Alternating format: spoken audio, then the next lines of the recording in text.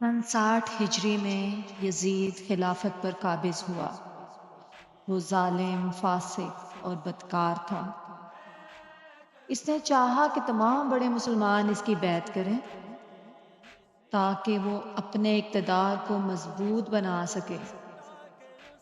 سب سے زیادہ اس کی نظر امام حسین رضی اللہ عنہ پر تھی، کیونکہ آپ نواسۂ رسول تھے اور اہل بیت کے سردار تھے۔ یزید نے مدینہ کے گورنر ولید کو حکم دیا کہ حسین سے بیعت لی جائے یا ان کا سر قلم کر دیا جائے۔ حضرت امام حسین رضی اللہ عنہ نے انکار کرتے ہوئے کہا، مجھ جیسا یزید جیسے کی بیعت نہیں کر سکتا۔ جب مدینہ میں آپ کی جان کو خطرہ لاحق ہوا تو حسین رضی اللہ عنہ نے رات کی تاریکی میں مدینہ چھوڑا اور اپنے اہل خانہ کے ساتھ مکہ کی جانب روانہ ہوئے۔ مکہ پہنچ کر خانہ کعبہ کے سائے میں پناہ لی۔ یہاں آپ کو کوفہ کے مسلمانوں کی جانب سے خطوط آنے لگے جن میں وہ یزید کے خلاف حمایت کا وعدہ کرتے رہے۔ کوفہ کے ہزاروں لوگوں نے حسین کو خطوط لکھے اور ان کو بلانے کے لیے خط لکھے۔ مسلم بن عقیل کو پہلے کوفہ والوں نے خوش آمدید کہا اور بیعت کی، مگر یزیدی گورنر عبید اللہ کی دھمکیوں سے ڈر کر سب پیچھے ہٹ گئے۔ مسلم تنہا رہ گئے، گرفتار کیے گئے اور شہید کر دیے گئے۔ حسین کو راستے میں ان کی شہادت کی خبر ملی۔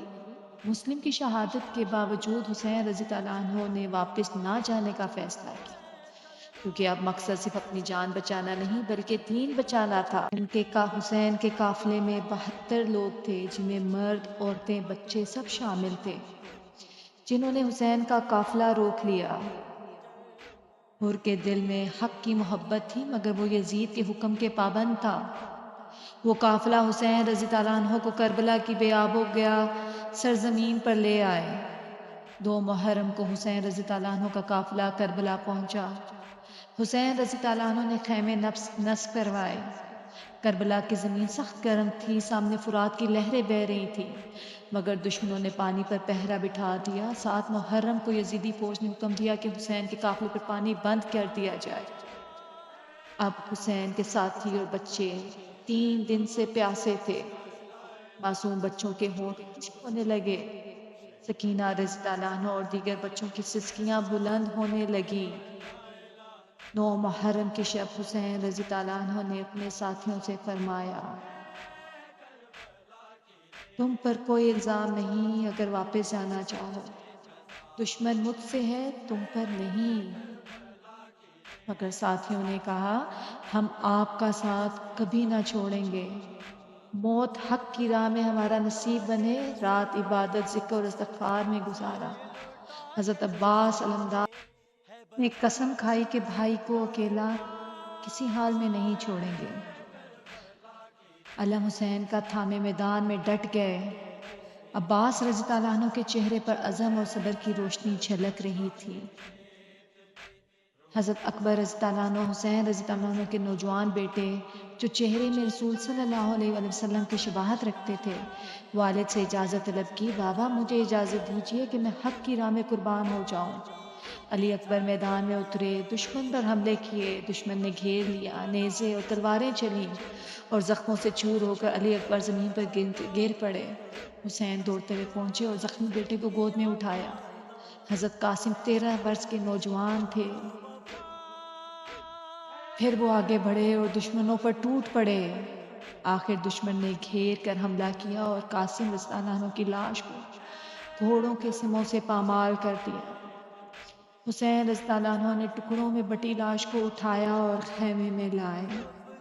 عباس رضی اللہ عنہ مشکیزہ لے کر فرات پر پہنچے، پانی بھرا مگر خود نہ پیا۔ واپسی پر دشمن نے بازو کاٹ دیا، عمود سے سر پر وار کیا اور عباس رضی اللہ عنہ زمین پر گر پڑے۔ عباس رضی اللہ عنہ نے آخری سانسوں میں کہا، یا حسین میں وفا کا حق ادا کر گیا۔ حضرت امام حسین نے زخمی بھائی کو گود میں لیے اور کہا، میرا سہارا بھی چھن گیا۔ 6 مہینے کے علی اصغر کو حسین رضی اللہ عنہ نے اٹھایا اور دشمنوں کے سامنے پیش کیا۔ اگر مجھ پر رحم نہیں کرتے تو اس معصوم کو تو پانی دے دو۔ ہرملہ نے تیر چلایا جو علی اصغر رضی اللہ عنہ کی گردن چیرتا ہوا حسین کے بازو پر آ لگا۔ حسین رضی اللہ عنہ نے خون کو آسمان کی طرف اچھالا اور اللہ کا شکر ادا کیا۔ حسین رضی اللہ عنہ تنہا تھے، زخمیوں سے چور تھے، مگر حق پر قائم دشمن پر حملہ کرتے رہے۔ کئی زخمیوں، کئی یزیدیوں کو جہنم رسید کیا۔ آخر شمر نے سر تن سے جدا کر دیا۔ حسین رضی اللہ عنہ نے سجدہ شکر میں جان دیا، فرمایا یا اللہ دین کی خاطر یہ قربانی قبول فرما۔ یزیدیوں نے لاشوں پر گھوڑے دوڑائے تاکہ کوئی نشانی باقی نہ رہے۔ لاشوں کے ٹکڑے زمین پر بکھر گئے۔ یزیدی فوج نے خیموں پر حملہ کیا، آگ لگا دی۔ عورتیں اور بچے بیابان کی طرف دوڑے۔ عورتوں اور بچوں کو زنجیروں میں جکڑ کر کوفہ لے جایا گیا۔ سکینہ رضی اللہ عنہا روتی اور بابا کو یاد کرتی رہیں۔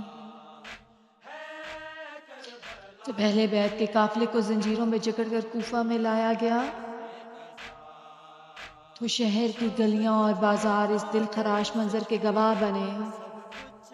لوگ اپنے گھروں کی کھڑکیوں اور دروازوں سے یہ مظلوم قافلہ دیکھ رہے تھے۔ سامنے بے پردہ بیویاں تھیں، سر پر چادریں چھین لی گئیں، گلے میں زنجیریں تھیں اور ننگے پاؤں دھوپ اور گرد میں چل رہی تھیں۔ معصوم بچے جن کی زبانیں پیاس سے سوکھ چکی تھیں۔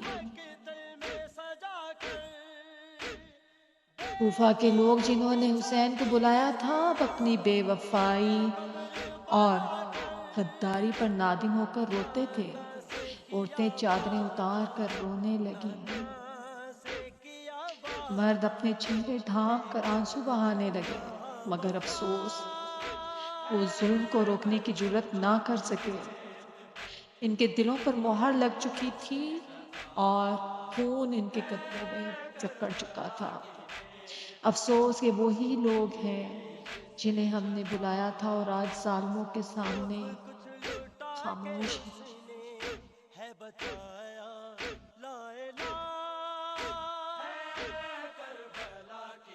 اگر آپ کو یہ ویڈیو پسند آئی ہو اور آپ نے اس واقعے کی درد بھری داستان کو دل سے سنا ہو تو برائے کرم میرے چینل کو سبسکرائب کریں، اس ویڈیو کو دوسروں تک شیئر کریں اور اس کار خیر کو صدقہ جاریہ بنائیں۔ جزاک اللہ۔